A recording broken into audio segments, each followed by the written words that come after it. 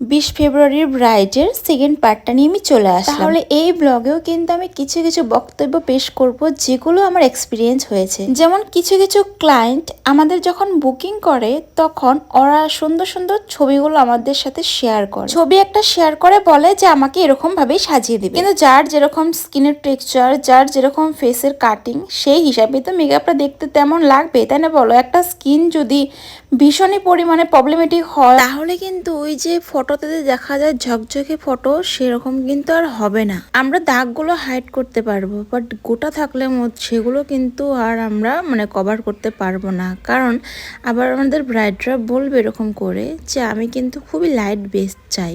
যদি মুখের মধ্যে গাদা গাদা পিম্পলসের দাগ থাকে, অনেক ডার্ক সার্কেল থাকে, তাহলে কিন্তু 1-2 ঘন্টা পর কিন্তু সেই দাগগুলো আবার ফুটে উঠবে। কারণ যাদের মুখে সেরকম দাগ থাকে তাদের সবসময় একটা ফুল কভারেজ মেকআপের দরকার।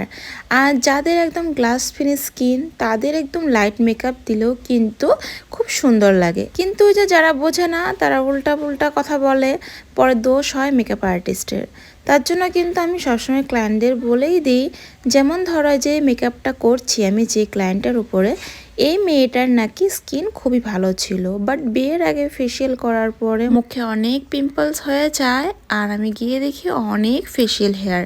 তো সমস্ত হেয়ার আমি রিমুভ করে নিয়েছি, বাট আমি পিম্পলসগুলো তো রিমুভ করতে পারিনি। তার জন্য কিন্তু আমার ভিডিওতে সম্পূর্ণটা দেখা যাচ্ছে।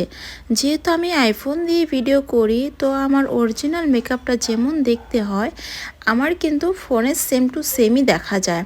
তো দেখতে পাচ্ছ গোটাগুলো কিন্তু সুন্দর করে ফুটে উঠেছে। এগুলো তো আর আমরা রিমুভ করে দিতে পারবো না, আমরা জাস্ট এটার উপরে একটা লেয়ার ক্রিয়েট করে দিতে পারবো যাতে এটার দাগগুলো হাইড হয়ে যায়। তার জন্য আমার প্রত্যেকটা ব্রাইডের কাছে একটা রিকোয়েস্ট, তোমরা যদি কখনো ফেসিয়াল করোনি তো বিয়ের আগে বেশি সুন্দর হওয়ার জন্য ফেসিয়াল করো না, কারণ সবার স্কিনে সব কিছু স্যুট করে না। তো বিয়ের আগের দিকে যদি স্কিন খারাপ হয় তখন কিন্তু মেকআপটাও একদম খারাপ লাগে দেখতে। এমনি ঘরে হোম রেমেডি ইউজ করে স্কিন কেয়ার করতে পারো। বেশি পরিমাণে জল খাও, ফ্রুটস খাও, স্যালাড খাও, জুস খাও, এগুলো খাবে, দেখবে স্কিন এমনিই সুন্দর থাকবে। অনেকেই ভাবে বিয়ে মানেই ফেসিয়াল, বিয়ে করবে মানে ফেসিয়ালটা করতেই হবে। যারা সবসময় ফেসিয়াল না করে তাদের স্কিনে হঠাৎ করে করার পর কখনো কি হয়, যাদের স্যুট না করে পিম্পলস উঠে যায়, তখন ওই যে মেকআপ আর্টিস্টদের ঘাড়ে দোষটা চলে আসে।